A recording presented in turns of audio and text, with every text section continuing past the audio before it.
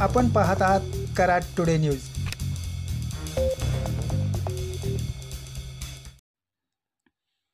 प्रस्तावित बहुचर्चित शक्तीपीठ महामार्ग विरोधात आज राज्यातील जवळपास 12 जिल्ह्यात रास्ता रोको आंदोलन होत आहे।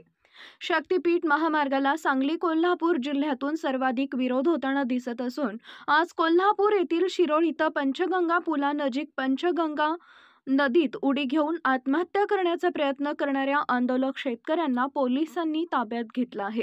शक्तीपीठ महामार्गात आमच्या जमिनी जाणार असतील तर आमच्या पुढील पिढ्या खाणार काय असा सवाल करत आम्हाला आत्महत्येशिवाय पर्याय नसल्याचं शेतकरी आक्रमकपणे सांगताना दिसत आहेत।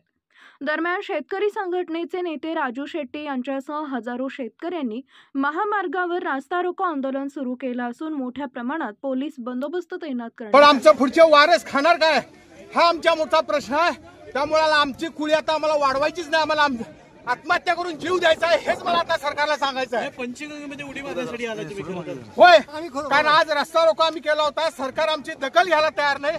आणि जर असं होत असेल तर आम्हाला जगण्यात काय अर्थ आहे? आमच्या जमिनी जर असं काढून ते घेणार असतील तर आम्हाला आता जगण्यात काय अर्थ राहिलेलं भावानो।